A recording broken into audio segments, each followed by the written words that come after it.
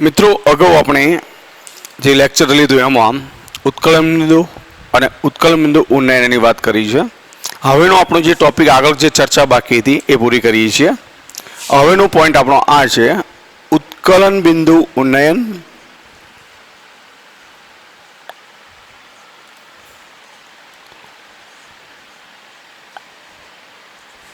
अने मोलर उन्नयन अचलांक।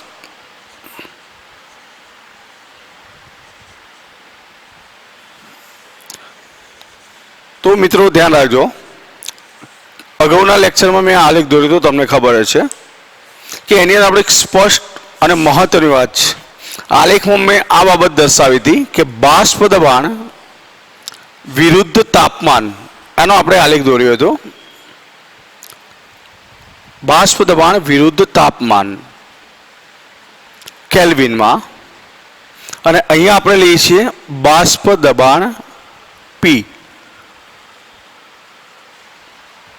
અને મેં અગાઉ વાત કરી ઉત્કલ બિંદુની વ્યાખ્યા મિત્રો કાલે શું ભણ્યા છે આપણને ખબર હોવી જોઈએ કે ઉત્કલ બિંદુ કોને કહે છે કે જે તાપમાને દ્રાવક કે દ્રાવણ નું બાષ્પ દબાણ કેટલું તો 1.013 બાર અથવા એક વાતાવરણ થાય એ તાપમાનને એ પ્રવાહીનું ઉત્કલ બિંદુ કહેવાય। मतलब કે કોઈ પ્રવાહી માટે માની લો કે આ બાષ્પ દબાણ આ જે વેલ્યુ હું દર્શાવું છું ए मानी लो कि 1.013 बार है।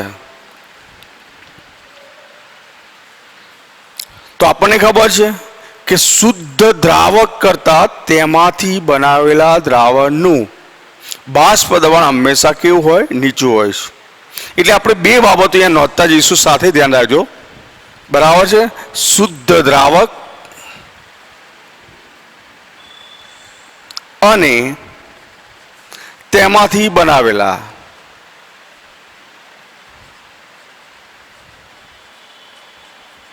द्रावण माटे जुदा जुदा तापमाने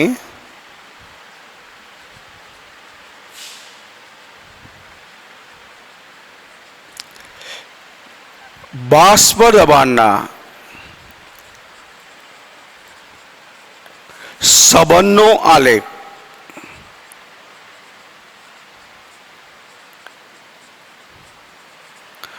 आकृति में दर्शावेलो छे।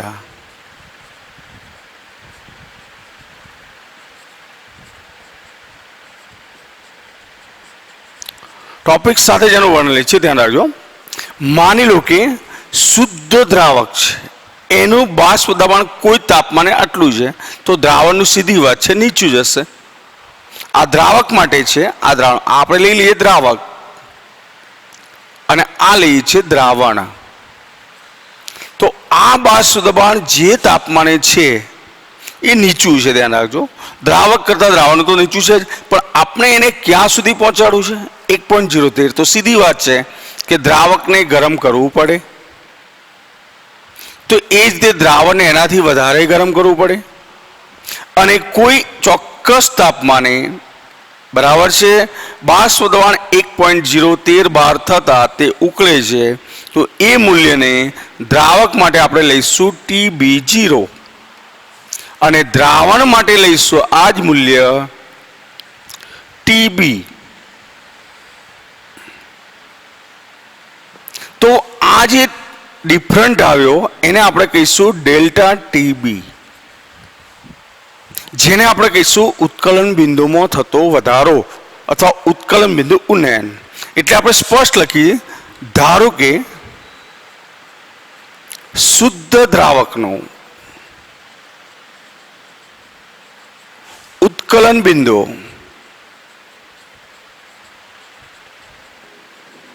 TB0 अने द्रावणनो उत्कलन बिंदु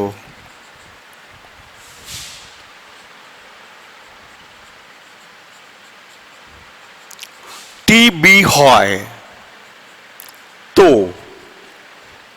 उत्कलन बिंदु में थतो वधारो अथवा उत्कलन बिंदु में उन्नयन थतो वधारो ડેલ્ટા ટીબી બરાબર મિત્રો આપણે શું લખીશું? તો ટીબી નું મૂલ્ય વધારે છે ને ટીબી 0 નું ઓછું છે, તો ટીબી માઇનસ ટીબી 0 ને ઉત્કલન બિંદુ ઉન્નયન કહે છે.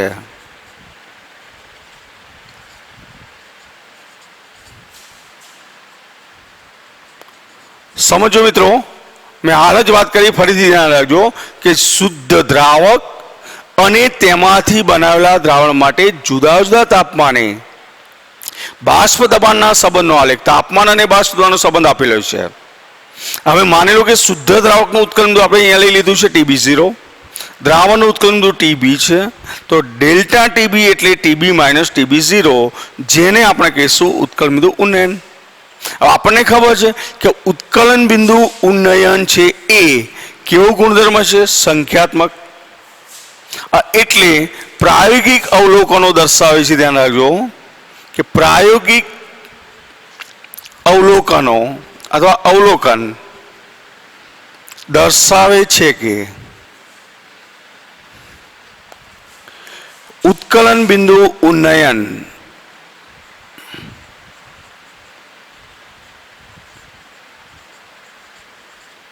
એ મંદ અને આદર્શ દ્રાવણમાં રહેલા દ્રાવ્યની મોલલ સાંદ્રતાના સમપ્રમાણમાં હોય છે.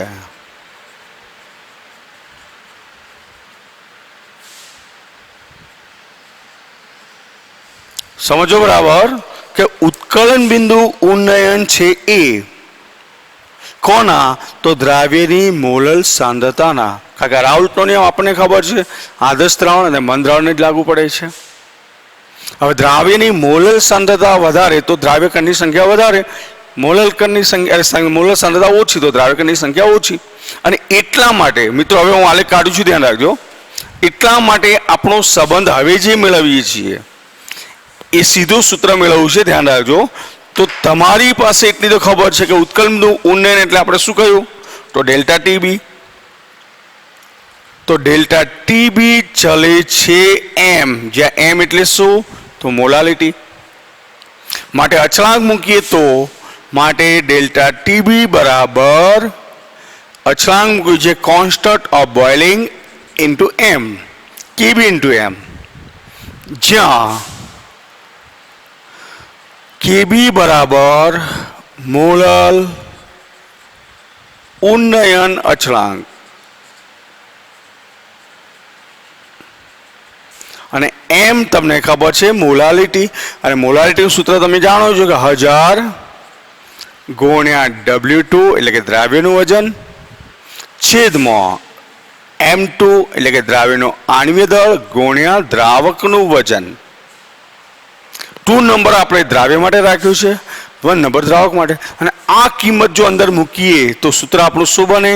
ડેલ્ટા ટીબી બરાબર કેબી ગુણ્યા 1000 ગુણ્યા W2 છેદમાં M2 ગુણ્યા W1.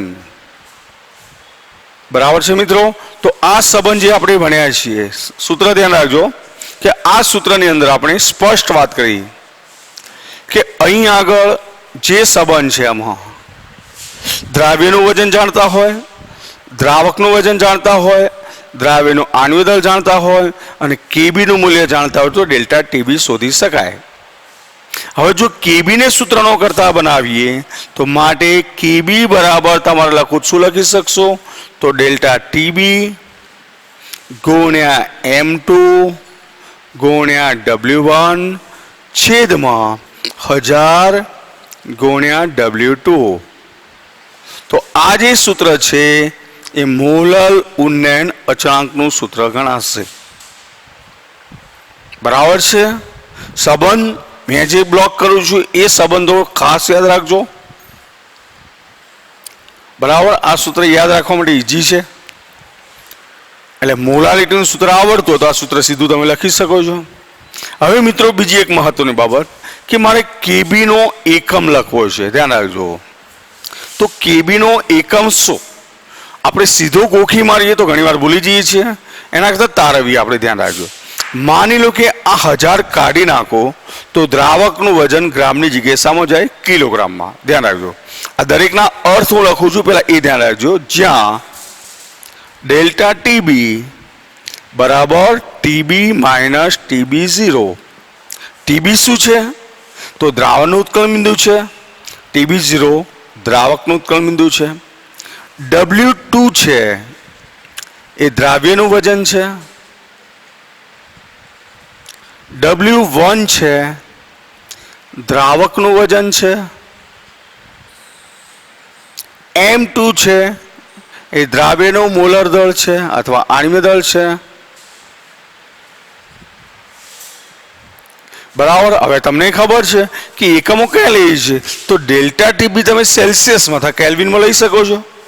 અને એટલે સીધી વાત છે કે મારે કેબી નો એકમ લખવો છે તો નીચેના 1000 ભૂલી જઈએ તો ઉપરનું વજન સામો જાય કિલોગ્રામમાં. એટલે કેબી બરાબર તમે જોઈ શકો છો તો ડેલ્ટા ટીબી હું કેલ્વિનમાં લખું, તાપમાનનો તફાવત કેલ્વિન કહો તો સેલ્સિયસ આવશે. M2 તો તમને ખબર છે ગ્રામ ઇન્ટુ મોલ ઇનવર્સ છે. W1 તમને ખબર છે, મેં કહ્યું એમ 1000 કાઢીએ તો કિલોગ્રામ છે, બરાબર છે, એટલે કે કિલોગ્રામ છે. નીચે 1000 દૂર કર્યા તો જ આ કિલોગ્રામ આવે. અને દ્રાવ્યનું વજન છે એ ગ્રામમાં છે. તો ગ્રામ ગ્રામ દૂર થાય તો કેબી નો એકમ શું લખશો મિત્રો? તો kelvin into kilogram into mall inverse. આ એકમ આપણે મેળવ્યો, ધ્યાન રાખજો.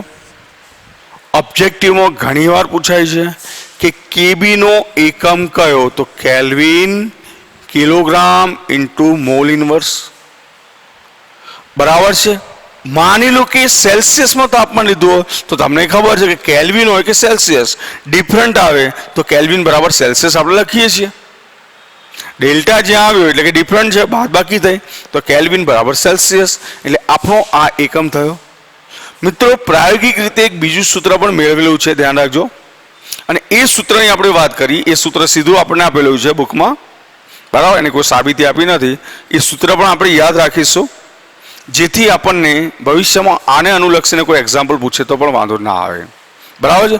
અને એક સૂત્ર આપણે યાદ રાખજો કે કેબી બરાબર R into M1 into TB² છેદમાં 1000 ગુણ્યા ડેલ્ટા VAPH, મતલબ બાષ્પીભવન એન્થાલ્પી છે. જ્યાં હું લખી દઉં છું, ધ્યાન રાખજો, જ્યાં R બરાબર વાયુ અચળાંક, M1 બરાબર દ્રાવકનું આણ્વિય દળ,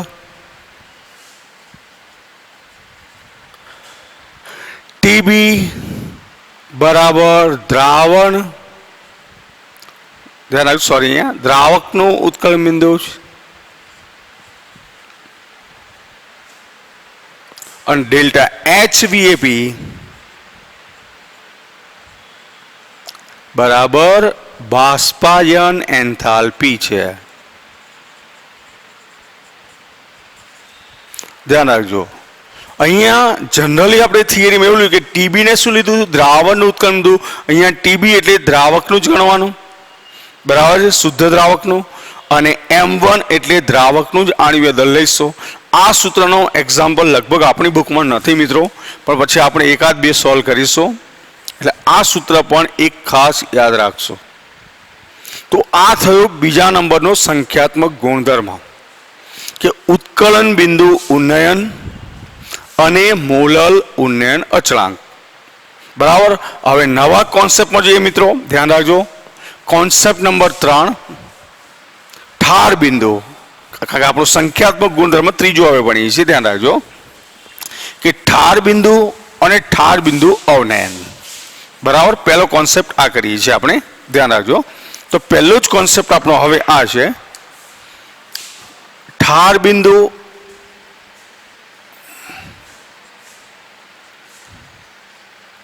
અને ઠાર બિંદુ અવનયન.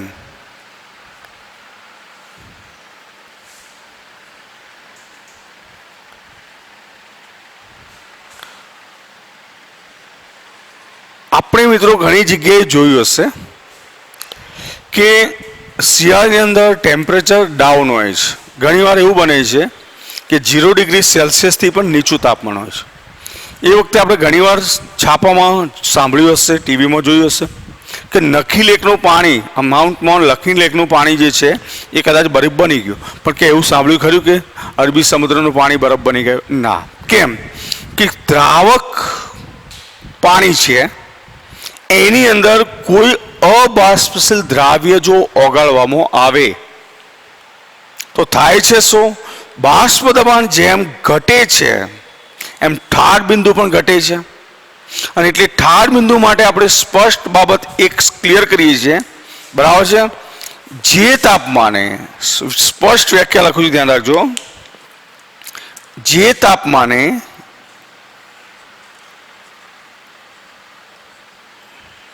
કોઈ પદાર્થ માટે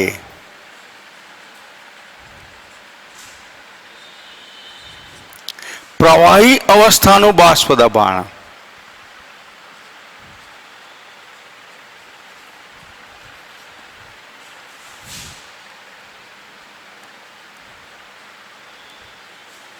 એ ઘન અવસ્થાના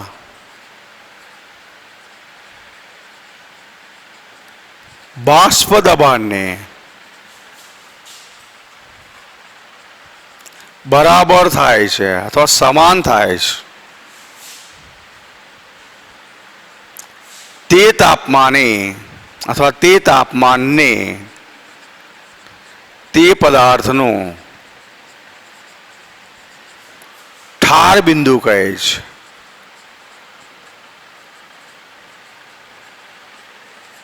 વ્યાખ્યા મિત્રો બરાબર સમજો. ઉત્કલન બિંદુમાં આપણે એક સ્પષ્ટ શરત હતી. શું શરત હતી? કે જે તાપમાને પ્રવાહી દ્રાવક કે દ્રાવણનું બાષ્પ દબાણ 1.013 બાર થાય. અહીંયા આપણે 1.013 બાર પહોંચાડવાનું નથી, ઠંડુ પાડવાનું છે. અને એટલે એ વખતે આપણી શરત આ છે કે પ્રવાહી અવસ્થાનું બાષ્પ દબાણ અને ઘન અવસ્થાનું બાષ્પ દબાણ બંને કેવા બને? સમાન બને. એ વખતનું જે તાપમાન હોય એ તાપમાનને તે પદાર્થનું શું કહીશું? ઠાર બિંદુ. બરાબર છે? હવે એક વસ્તુ ક્લિયર રાખજો, જેમ કોઈ પણ તાપમાને શુદ્ધ દ્રાવક કરતા દ્રાવણનું ઉત્કલન બિંદુની આપણે વાત કરી ઊંચું છે તો આપણે સ્પષ્ટ લખી શકીએ કે શુદ્ધ દ્રાવક કરતા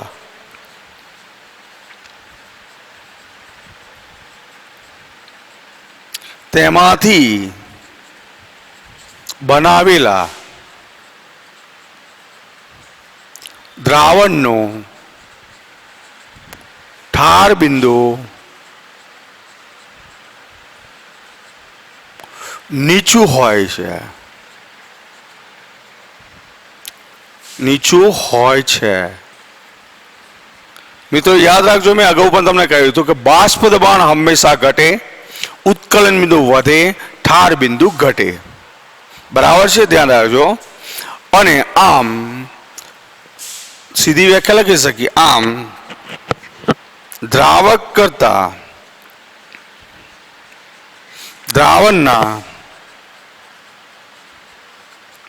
ઠાર બિંદુમાં થતા ઘટાડાને ઠાર બિંદુ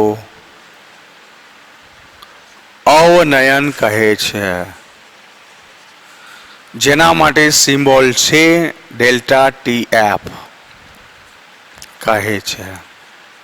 તો આ થઈ વાત ઠાર બિંદુ અને ઠાર બિંદુનું અવનયન.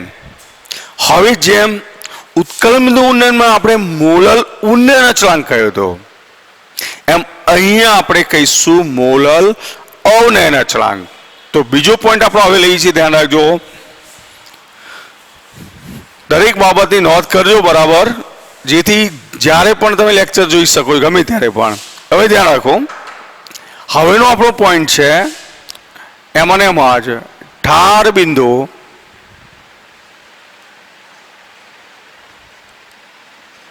અવનયન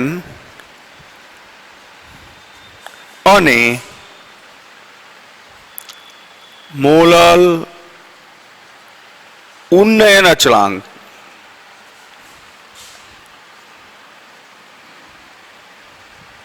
જેના માટે આપણો સિમ્બોલ આવશે કે એફ, કે ઓફ ફ્યુઝન. હવે જેમ આપણે ઉત્કલ બિંદુ ઉન્નયનની વાત કરી, ઠાર બિંદુ અવનયનની વાત કરી કે શુદ્ધ દ્રાવક કરતા તેમાંથી બનાવેલા દ્રાવણનું ઠાર બિંદુ નીચું હોય છે. કેટલો ઘટાડો એ તો પ્રાયોગિક આવશે, બરાબર છે. એટલે મોલલ ઉન્નયન અચળાંકની વ્યાખ્યા અમારે આપવી છે તો શોર્ટ અને સરળ વ્યાખ્યા આ છે કે 1 મોલલ દ્રાવણના ઠાર બિંદુમાં થતા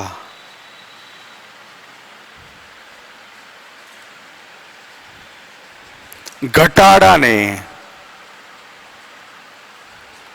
ઠાર બિંદુ અવનયન કહે છે, અવનયન અચળાંક, જેના માટે સિમ્બોલ છે કે એફ કહે છે, બરાબર છે. અથવા બુકની બીજી વ્યાખ્યા છે એ પણ હું લખું છું, ધ્યાન રાખજો કે 1 કિલોગ્રામ દ્રાવકમાં 1 મોલ અથવા તો આણ્વીય દળ જેટલા વજનનો અબાષ્પશીલ દ્રાવ્ય ઓગાળીને દ્રાવણ બનાવવામાં આવે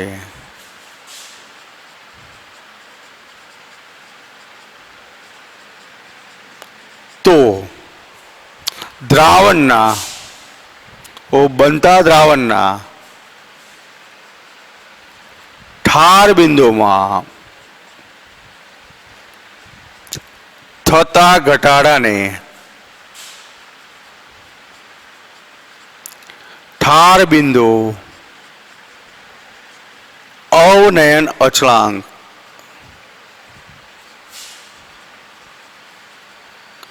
કે એફ કહે છે. ખ્યાલ આવી જશે, બરાબર છે. શોર્ટ વ્યાખ્યા લખવી તો આ છે, આ ઇઝી યાદ રહેશે. આ બુકની તમને બીજી રીતે આપેલી વ્યાખ્યા છે. હવે પ્રશ્ન એ થયો કે સાહેબ ઠાર બિંદુનું અવનયન અને મોલલ ઉન્નયન અચળાંક બંનેમાં ડિફરન્સ શું છે?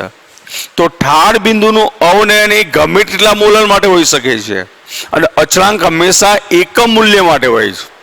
એટલે 1 મોલલ જ્યારે દ્રાવણ લઈએ ત્યારે 1 મોલલ જ એ વખતે ડેલ્ટા ટીએફ એ જ કેએફ કહેવાય, ધ્યાન રાખજો. પણ કેવા દ્રાવણ માટે 1 મોલલ દ્રાવણ હોય તો જ, બાકી નહીં. આ બાબત ધ્યાન રાખજો. તો આ વાત થઈ ઠાર બિંદુ અવનયન અચળાંક, જેના માટે સિમ્બોલ આપણે આપ્યું કે એફ, બરાબર છે. હવે મહત્વની વાત કે મોલલ અવનયન અચળાંકનું આપણે સૂત્ર મેળવવું છે, ધ્યાન રાખજો. તો સૂત્રની અંદર આપણે આગળ વાત કરીએ એમ જેમ પેલામાં આલેખ દોર્યો તો ઉત્કલ ઉન્નયનમાં, એમ અહીંયા પણ આપણે આલેખ દોરીશું, ધ્યાન રાખજો. ટાઇટલ આપણું એનું એ જ છે, આપણે મોલલ અવનયન અચળાંકનું સૂત્ર મેળવવું છે, ધ્યાન રાખજો. તો એમાં શું કરીશું ધ્યાન એ રાખજો કે મોલલ, ફરીથી ટાઇટલ એનું જ મારું છું, ધ્યાન રાખજો. ઠાર બિંદુ અવનયન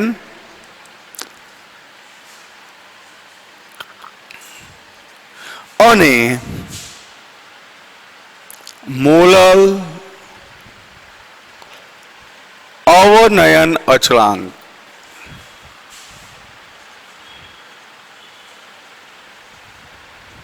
તો આના માટે આપણે શું કરીશું ધ્યાન રાખજો કે અહીંયા પણ આપણે આલેખ જ દોરવાનો છે. એટલે એ પણ આલેખ બાષ્પ દબાણ વિરુદ્ધ તાપમાનનો જ આલેખ. એટલે તાપમાન આપણે લઈએ કેલ્વિનમાં બરાબર છે. બાષ્પ દબાણ પી લઈએ છીએ.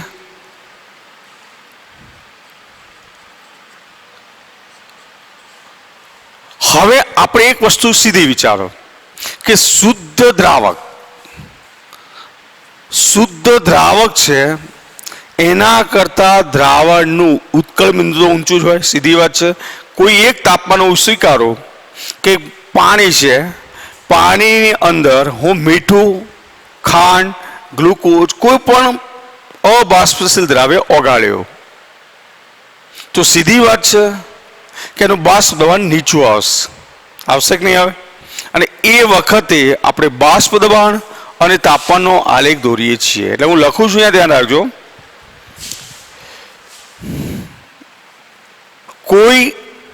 કોઈ એક શુદ્ધ દ્રાવક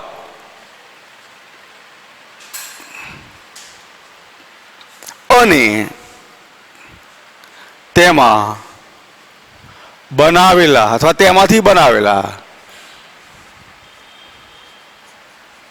દ્રાવણ માટે જુદા જુદા તાપમાને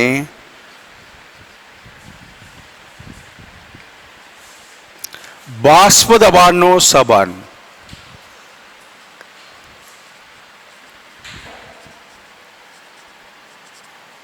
અથવા બાષ્પ દબાણના સંબંધનો આલેખ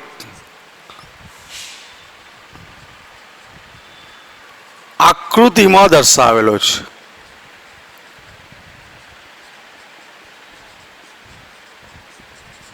હવે સીધી વાત છે કે તાપમાન વધારે હશે તો બાષ્પ દબાણ વધારે હશે, તાપમાન ઘટાડીશું તો બાષ્પ દબાણ હંમેશા ઘટશે.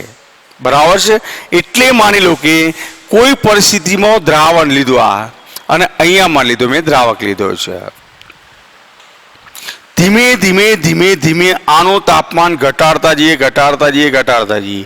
આનું પણ તાપમાન ઘટાડતા જઈએ. ધ્યાન રાખજો.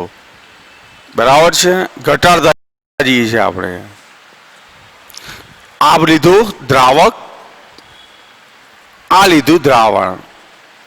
કોઈ એક તાપમાનમાંથી હવે તાપમાનનો ઘટાડો કરતા ગયા અને માની લો કે આ દ્રાવક છે અહીંયા આવતા, બરાબર છે, એ શીત ઘન અવસ્થા પ્રાપ્ત, એ વખતે એનું બાષ્પ દબાણ માપી લીધું છે આવ્યું.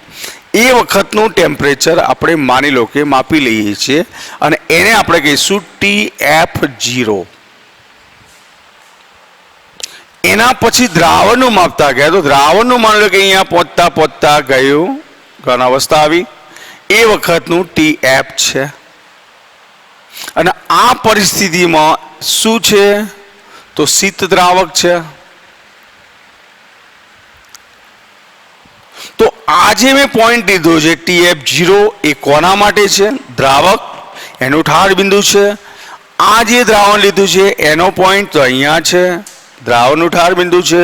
અને આ બેનો ડિફરન્ટ જેને આપણે ડેલ્ટા TF કહીશું. મિત્રો, ઉત્કલ બિંદુ ઉન્નયનમાં તમે જોયું હતું કે અહીંયા TB0 પહેલા આવતું હતું, પછી TB આવતું. અહીંયા શું આવશે?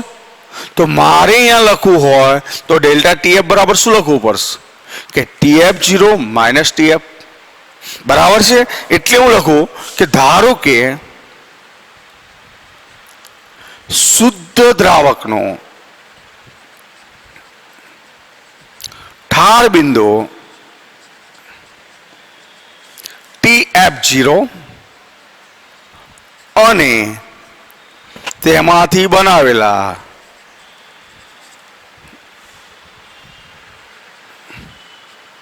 દ્રાવણનું ઠાર બિંદુ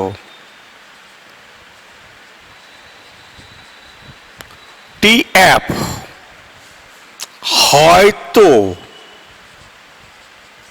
ઠાર બિંદુમાં થતો ઘટાડો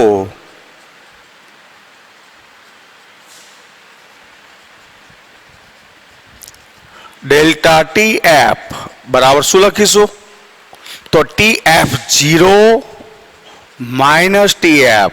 ધ્યાન, આગળની થિયરી ગોખેલી હશે તો સીધે સીધું ઉતારી ના નાખતા, ડિફરન્ટ સમજો કે ડેલ્ટા TF બરાબર TF0 માઇનસ TF ને ઠાર બિંદુ અવનયન અવનયન કહે છે। મિત્રો તમને ખબર હશે કદાચ કે આઈસ્ક્રીમ બનાવતી વખતે આજુબાજુ બરફ ગોઠવવામાં આવે છે, એની ઉપર મીઠું શા માટે નાખવામાં આવતું હશે? તો એનો જવાબ તમને અહીંયા મળે। કેમ કે શુદ્ધ પાણી છે, બરાબર છે, એનું ઠાર બિંદુ હોય એના કરતાં એની અંદર મીઠું નાખી અને પછી એનો બરફ બન્યો છે તો ઠાર બિંદુ ઘટે છે। એટલે ટેમ્પરેચર નીચું જાય એટલે બરફ ઉપર તમે મીઠું નાખો તો ટેમ્પરેચર ડાઉન જાય છે અને એટલે બરફ જલ્દીથી પીગળતો નથી, બરાબર છે। હવે આગળ વધી કે આપણે સૂત્ર મેળવવું છે, ધ્યાન રાખજો। ડીપ આલેખ તો તમે સમજી ગયા હશો કે આ દ્રાવણનું ઠાર બિંદુ, આ દ્રાવકનું ઠાર બિંદુ છે, બરાબર છે। હવે મુખ્ય વસ્તુ આવે છે, આપણને ખબર છે કે ઠાર બિંદુનું અવનયન પણ કેવું ગુણધર્મ છે? સંખ્યાત્મક ગુણધર્મ છે। અને એટલે આગળનું સૂત્ર મેળવ્યું મિત્રો, આ નોંધ કરી રાખજો જરા। હવે સૂત્ર મેળવવા જઈએ છીએ, ધ્યાન રાખજો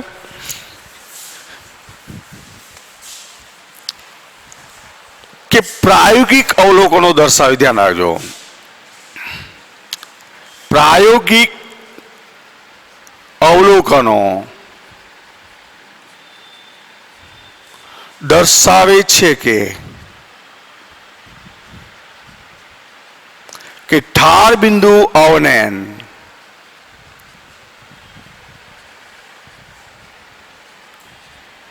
એ દ્રાવણમાં રહેલા દ્રાવ્યની મોલલ સાંદ્રતાના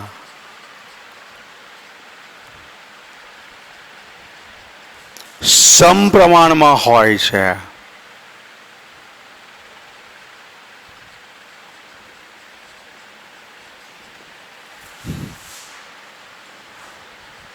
તો જેમ અગાઉ આપણે લખ્યું કે ડેલ્ટા ટીબી ચલે છે એમ, તો અહીંયા અમારે લખવું પડે ડેલ્ટા ટીએફ ચલે છે એમ, અને માટે અચળાંક મૂકો તો ડેલ્ટા ટીએફ બરાબર કેએફ ઇન્ટુ એમ, જ્યાં કેએફ શું છે? તો મોલલ અવનયન અચળાંક છે, એમ એટલે મોલાલિટી છે। તો એક સૂત્ર આપણું આ છે, ધ્યાન રાખજો।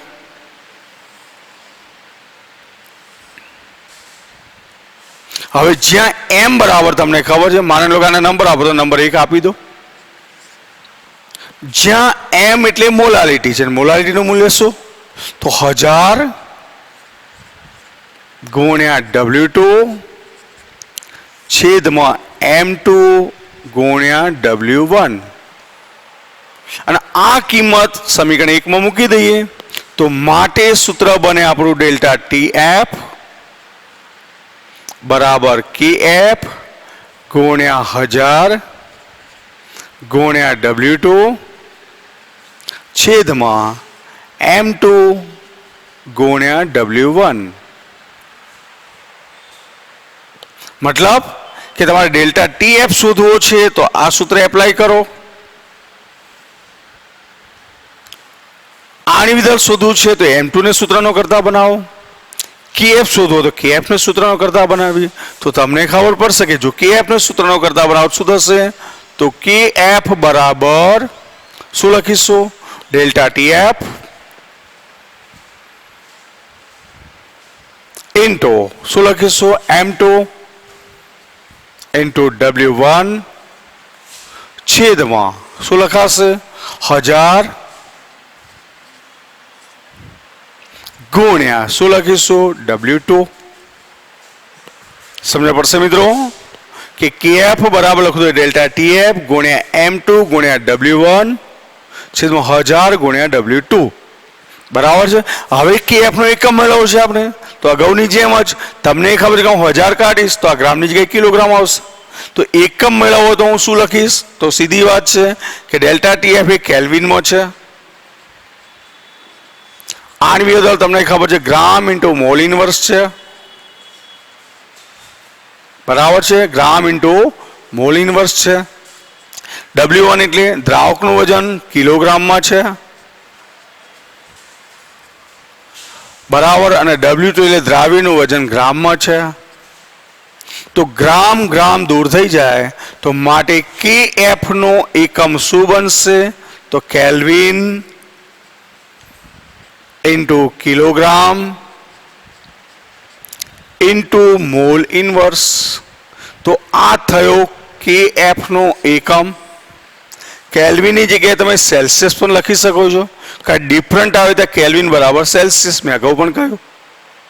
અને અગાઉ જેમ KB માટે સૂત્ર લખ્યું હતું એમ એક પ્રેક્ટિકલ એક સૂત્ર મેળવેલું છે, K પણ લખી દઉં છું, KF બરાબર R ગુણ્યા M1 ગુણ્યા TF સ્ક્વેર છેદમાં 1000 ગુણ્યા ડેલ્ટા ફ્યુઝન ઓફ H, મતલબ ગલન એન્થાલ્પી. જ્યાં અર્થ લખવા લખી શકીએ છીએ આપણે, જ્યાં R બરાબર વાયુ અચળાંક, TF છે શુદ્ધ દ્રાવકનો ઠાર બિંદુ,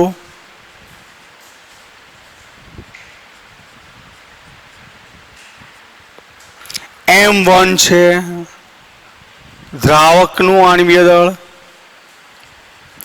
એટલે કે શુદ્ધ દ્રાવકનું આણ્વીય દળ, અને ડેલ્ટા H ફ્યુઝન એ કેવી એન્થાલ્પી? તો ગલન એન્થાલ્પી છે. તો આને આધારે આપણે ઠાર બિંદુ અવનયન અચળાંક બરાબર છે અથવા મોલલ અવનયન અચળાંક એનું મૂલ્ય ગણી શકીએ. ડેલ્ટા TF નું મૂલ્ય ગણવું હોય તોય ગણી શકાશે.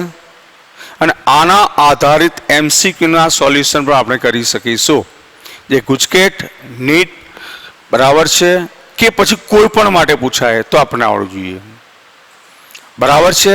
ખાસ મિત્રો, મેં જે સૂત્રો બ્લોક કર્યા છે, એક કદાચ આ બીજું લેવું તો બીજું લઈ લો, અને આ છે એ ત્રીજું.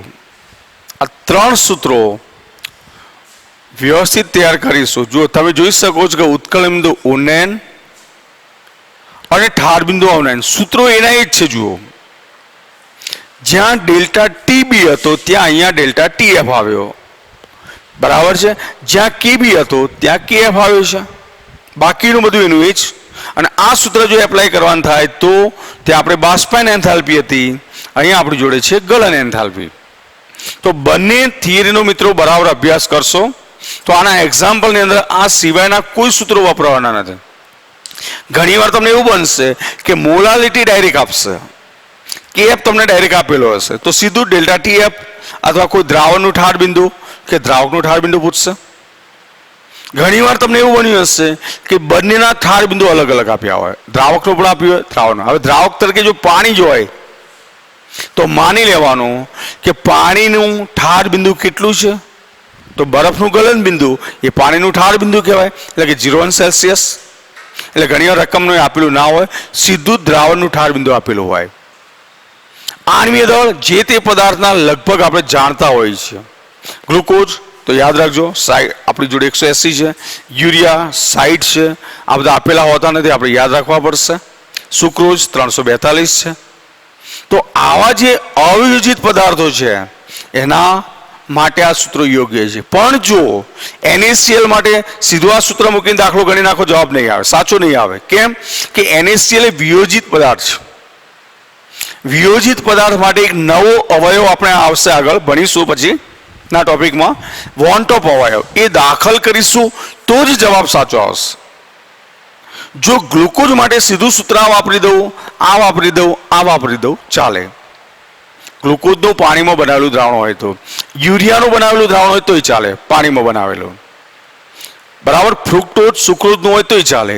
પણ જો NaCl છે, KCl છે, BaCl2, AlCl3, COH2, આ બધા માટે જો વાત કરીએ આપણે તો આ સીધા સૂત્રો એપ્લાય કરીએ તો જવાબ તો ગણતરી પ્રમાણે તમારે આવવાનો છે, પણ એક ખોટો જવાબ આવશે. કેમ કે એ વખતે આપણે નવો અવયવ દાખલ કરવો પડશે, વોન ટોપ અવયવ, વોન ટોપ ફેક્ટર, અને એના આધારે જ જો એક્ઝામ્પલ ગણીશું તો જ સાચા હશે.